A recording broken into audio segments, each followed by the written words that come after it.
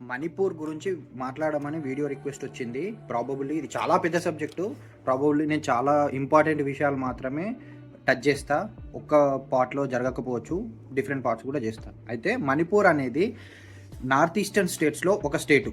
Okay, 7 sisters అంటాం కదా, దాంట్లో ఒకటన్నమాట. ఇది బర్మాతో లేదా మయన్మార్తో బార్డర్ పంచుకుంటున్న state. Okay, so Manipur violence విషయానికి వస్తే ఇది ఈరోజు కొత్తగా జరుగుతున్నది కాదు. దశాబ్దాలుగా మణిపూర్లో వైలెన్స్ జరుగుతూనే వస్తుంది. స్వాతంత్రం ముందు నుంచే వైలెన్స్ జరుగుతూనే వస్తుంది. దానికి ఇదే ఒకటి పర్టికులర్ రీజన్ అని చెప్పడానికి ఏం లేదు. పొలిటికల్ కారణాలు ఉన్నాయి, రిలీజియస్ కారణాలు ఉన్నాయి, తెగల మధ్య విభేదాలు ఉన్నాయి, టెర్రరిజం ఉన్నది, ఇల్లీగల్ డ్రగ్స్ ఉన్నాయి. కానీ వీటన్నిటికంటే ప్రధానమైన కారణము illegal migration of cookies from Burma to Manipur అన్నమాట. ఓకే, ఇది చెప్పే ముందు ఇంకొంచెం కూడా చెప్పాలి. మణిపూర్ని 2 ప్రధాన భూభాగాలుగా చూస్తారు. ఒకటి ప్లేన్, రెండోది హిల్లీ ఏరియా. ఈ ప్లేన్ ఏరియా అనేది 10% ఆఫ్ ద టోటల్ ల్యాండ్ ఉంటుంది. దీంట్లో మెజారిటీ ప్రజలు ఒక తెగకు చెందిన వాళ్ళు, దాని పేరే మెయితీ. ఓకేనా, వీళ్ళు ప్రధానంగా ఫాలో అయ్యే రిలీజియన్ హిందూయిజం.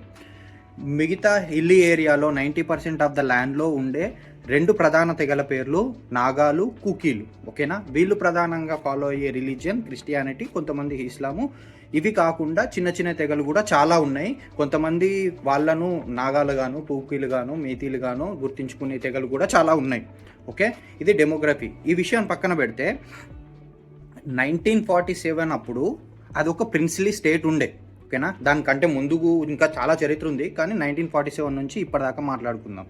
అదొక ప్రిన్స్లీ స్టేటు. 565 ప్రిన్స్లీ స్టేట్స్లో అదొక ప్రిన్స్లీ స్టేటు. తర్వాత స్వాతంత్రం వచ్చిన తర్వాత దాన్ని యూటీ చేసిరు, తర్వాత స్టేట్ అయింది.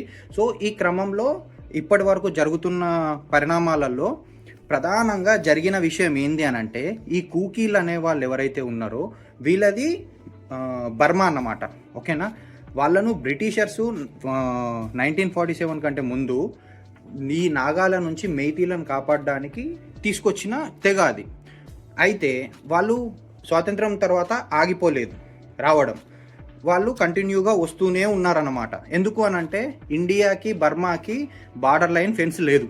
ఓకే, సో వాళ్ళు వస్తూనే ఉన్నారు. సో దీనివల్ల జరిగింది ఏంటి అని అంటే డెమోగ్రాఫిక్ చేంజెస్ జరిగినాయి. అంటే వాళ్ళ పాపులేషన్ పెరుగుతూ వస్తుందన్నమాట. అయితే మేతీలు ఒకానొక టైంలో 60 to 70%, 75% వరకు ఉన్నవాళ్ళు ఇప్పుడు 50% సంథింగ్ ఉన్నారన్నమాట. సో 50% ఇంకా తక్కువనే ఉన్నారు.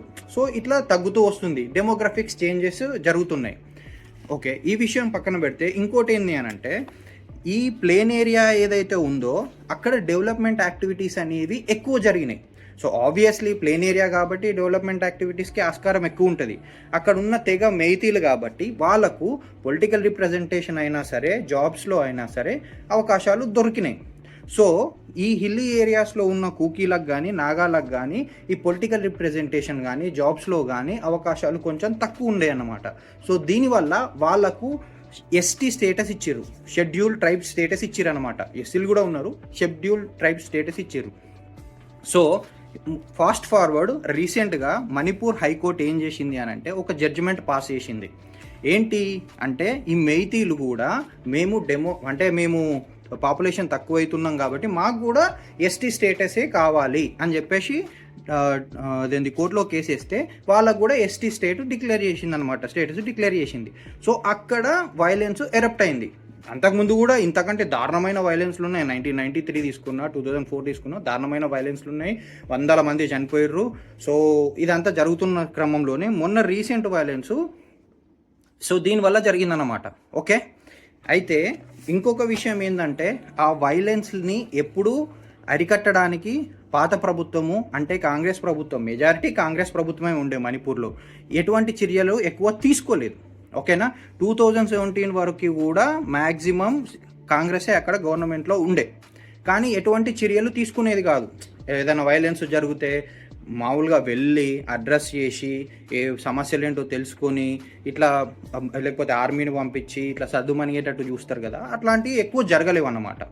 So I'm not completely blaming that, but అక్కడ ఉన్న పరిస్థితులను బాగా అర్థం చేసుకొని ఉంటే ఇంతవరకు వచ్చేది కాదు.